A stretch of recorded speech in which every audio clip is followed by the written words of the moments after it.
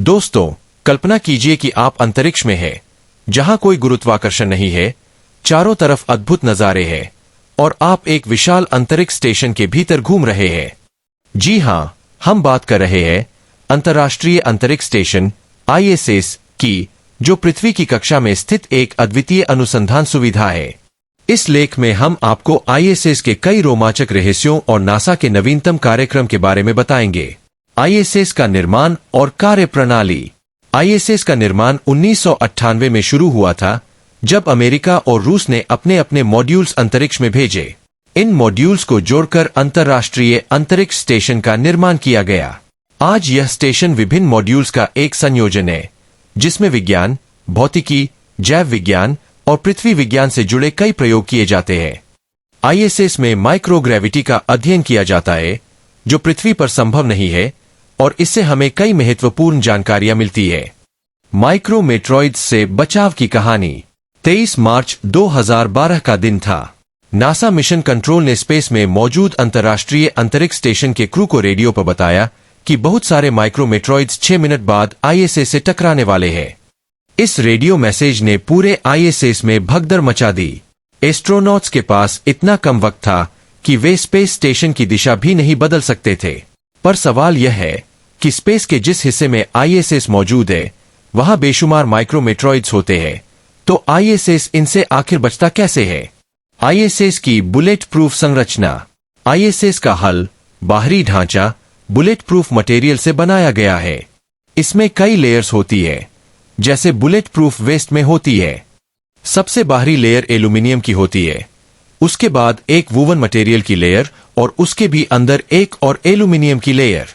यह design ISS को छोटे मोटे मेट्रॉइड से बचाने के लिए बनाया गया है। ISS की दिशा बदलने की तकनीक। ISS में छोटे छोटे थ्रस्टर्स लगे हैं, जो रॉकेट फ्यूल पर चलते हैं और इमरजेंसी स्थिति में ISS की दिशा बदलने के लिए उपयोग होते हैं। लेकिन फ्यूल की कमी के कारण यह हमेशा संभव नहीं होता। इसलिए ISS में कंट्रोल मूवमेंट जायरोस्कोप्स CMGs लगाए गए हैं।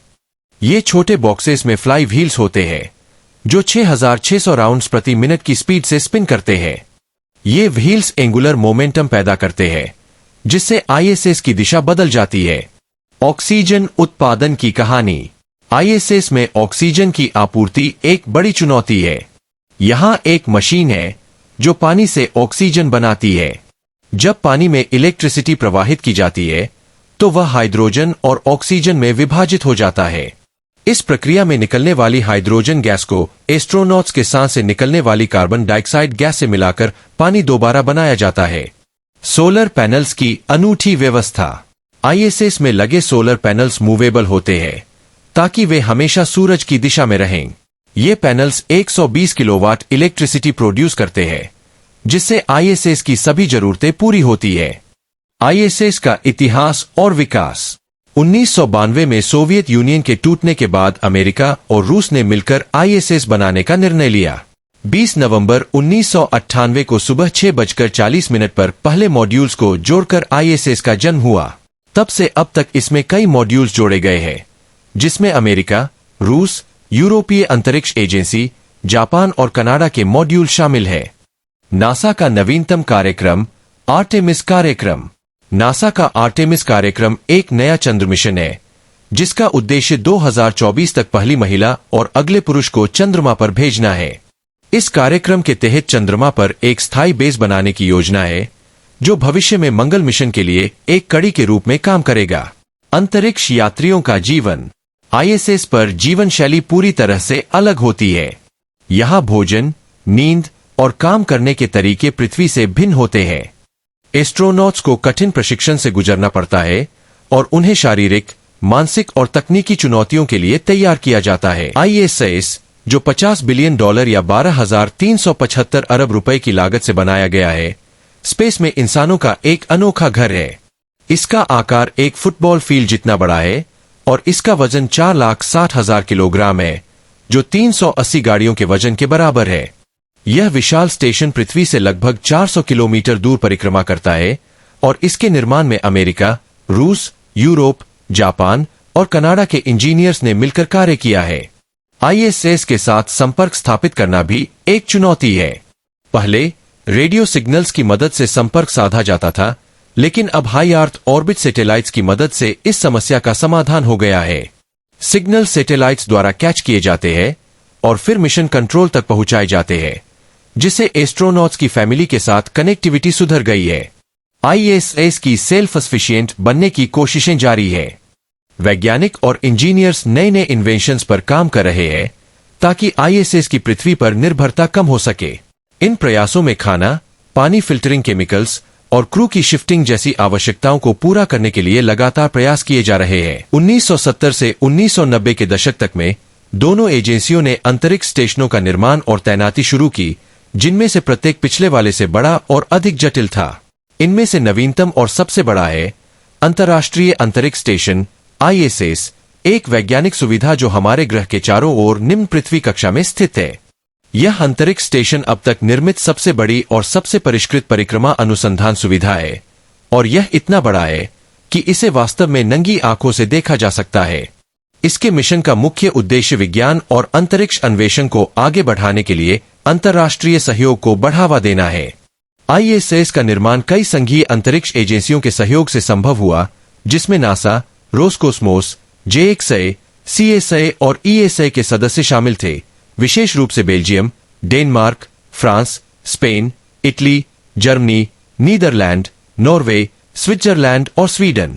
ब्राजील की अंतरिक्ष एजेंसी एईबी ने भी निर्माण कार्य में योगदान दिया।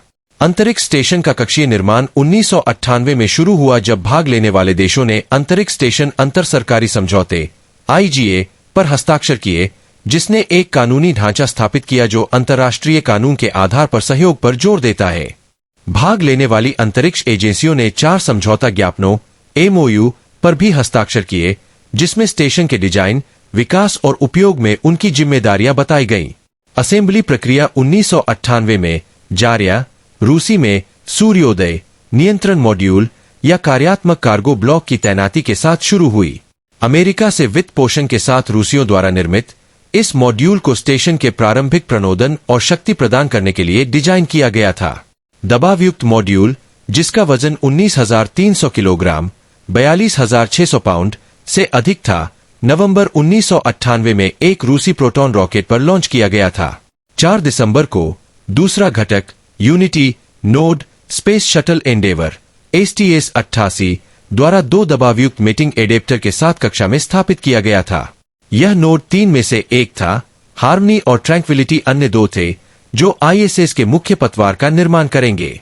रविवार 6 दिसंबर को इसे शटल के पेलोड बे के अंदर STS-88 चालक दल द्वारा जारिया से जोड़ा गया।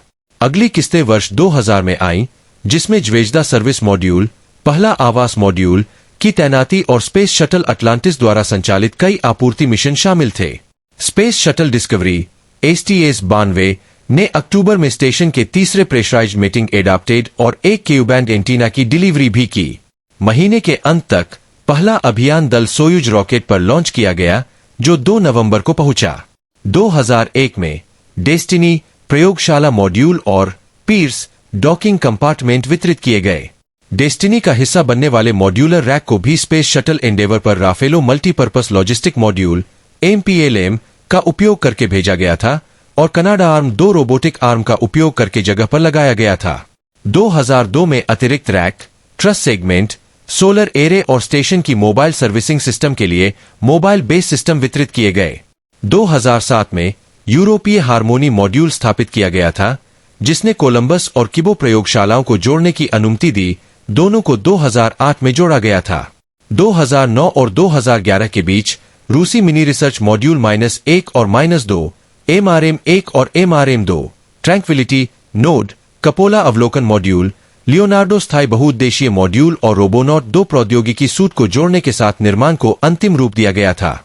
2016 तक कोई अतिरिक्त मॉड्यूल या घटक नहीं जोड़े गए, जब बिगेलो एरोस्पेस ने अपने प्रायोगिक बिगेलो एक्सपेंडेबल एक्टिविटी मॉड्यूल BEAM को स्थापित किया। कुल मिलाकर अंतरिक्ष स्टेशन के निर्माण में 13 साल लगे, अनुमानित $100 बिलियन और 100 से अधिक रॉकेट और स्पेस शटल लॉन्च और 107 स्पेसवॉक की आवश्यकता थी। इस लेख के लिखे जाने तक 2 नवंबर 2000 को एक्सपीडिशन 1 के आगमन के बाद से यह स्टेशन लगातार 16 वर्ष और 74 दिनों की अवधि से कार्यरत है।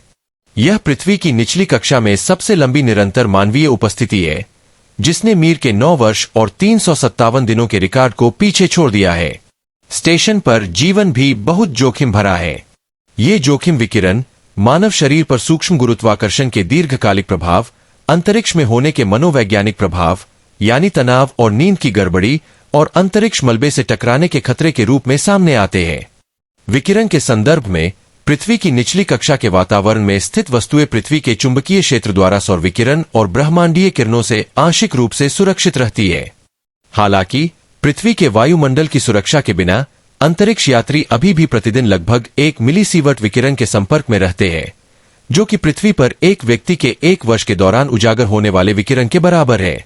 अंतरिक्ष यात्रियों को कैंसर होने, डीएनए और गुणसूत्रों को नुकसान पहुंचने और प्रतिरक्षा प्रणाली के कमजोर होने का जोखिम अधिक होता है। इसलिए स्टेशन पर सुरक्षात्मक ढाल और दवाई जरूरी है। साथ ही जोखिम को सीमित करने के लिए प्रोटोकॉल भी। उदाहरण के लिए सौर ज्वाला गतिविधि के दौरान चालक दल स्टेशन के अधिक भारी ढाल वाले रूसी कक्षीय खंड में आश्रय लेने में सक्षम होते हैं।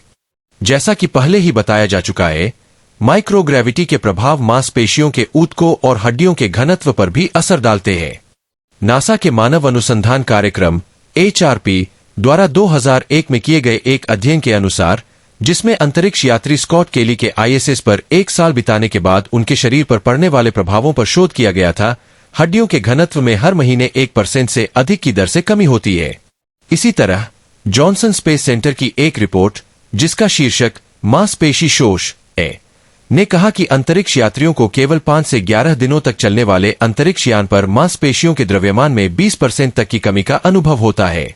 इसके अलावा हाल के अध्ययनों ने संकेत दिया है कि अंतरिक्ष में रहने के दीर्घकालिक प्रभावों में अंगों की कार्यक्षमता में कमी, चयापचय में कमी और दृष्टि में कमी भी शामिल है। इस वजह से अंतरिक्ष यात्री मांसपेशियों और हड्डियों के नुकसान को कम करने के लिए नियमित रूप से व्यायाम करते हैं और उनके पोषण संबंधी आहार को इस तरह से डिजाइन किया जाता है कि उन्हें उचित अंग कार्य को बनाए रखने के लिए उचित पोषक तत्व मिले। इसके अलावा दीर्घकालिक स्वास्थ्य प्रभाव और उनसे निपटने के लिए अतिरिक्त रणनीतियों की अभी भी जांच की जा रही है।